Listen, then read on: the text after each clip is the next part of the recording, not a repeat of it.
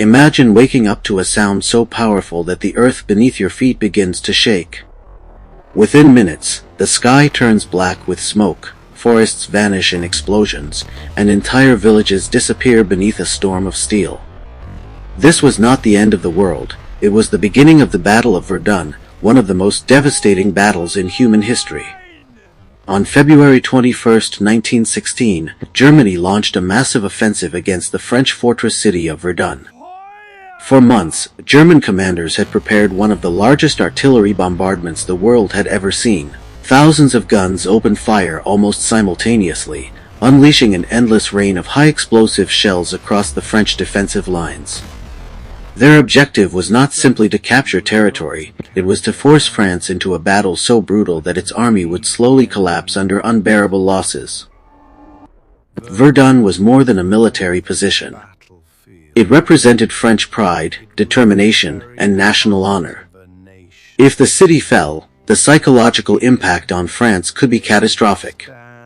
As the first shells crashed into forts, trenches, and forests, thousands of French soldiers realized they were entering a battlefield unlike anything they had ever imagined.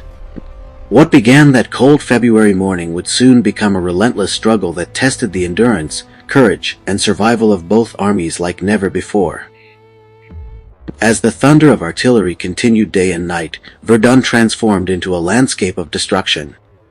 Entire hillsides were ripped apart, forests were reduced to splintered stumps, and deep shell craters replaced roads and fields. In many sectors, trenches no longer existed. Soldiers survived by hiding inside muddy craters while explosions shook the ground without pause. Artillery became the true ruler of the battlefield. German heavy guns, including the massive 420mm siege howitzers, pounded French forts with incredible force. Their enormous shells could smash through thick concrete before exploding underground, turning defensive positions into death traps. Yet the French refused to surrender. They answered with thousands of guns of their own, firing day and night in an attempt to silence the German batteries. Every hill overlooking the battlefield became fiercely contested because whoever controlled the high ground could direct artillery with deadly precision. Small patches of land, destroyed villages, and shattered ridges were attacked again and again, often changing hands several times. Thousands of men died fighting over positions that measured only a few hundred meters.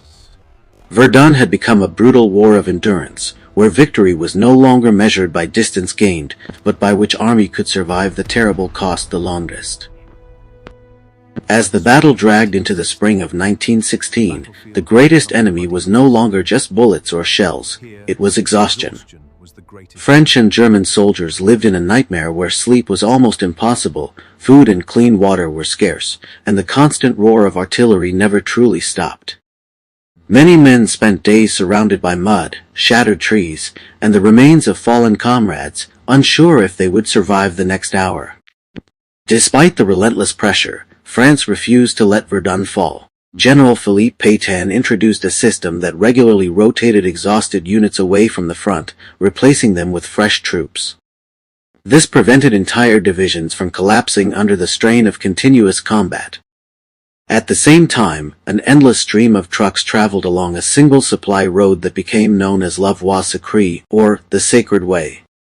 Day and night, it carried soldiers, ammunition, food, and medical supplies into Verdun, keeping the defense alive. Meanwhile, German forces fought relentlessly to capture the powerful forts guarding the city. After brutal close-quarters combat inside narrow tunnels and concrete chambers, they seized Fort Douaumont and later Fort Vaux. But each victory came at a terrible price. Every captured position cost thousands of lives, proving that at Verdun, even success could feel like defeat. By the summer of 1916, the German advance had slowed to a crawl. Although they had captured several key positions, Verdun itself remained beyond their reach. Fresh French reinforcements continued to arrive, and every new assault was met with fierce resistance. The battlefield had become a place where every hill, every ruined fort, and every shattered village was paid for in blood. Then the balance of the war began to change. In July, the Allies launched the Battle of the Somme, forcing Germany to divert troops and artillery away from Verdun. The pressure on the French defenders gradually eased, allowing them to regroup and prepare a powerful counteroffensive. Backed by massive artillery bombardments, French forces slowly recaptured lost ground, including the strategically important Fort Douaumont and Fort Vaux. When the fighting finally ended in December 1916, the front line had moved only a few miles from where it had started. Yet the cost was unimaginable. Around 300,000 soldiers had been killed, and hundreds of thousands more were wounded.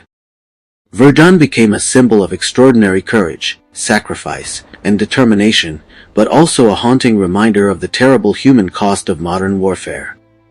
More than a century later, its scarred landscape still stands as a silent memorial to those who never returned. Memorial to the hundreds of thousands who suffered here.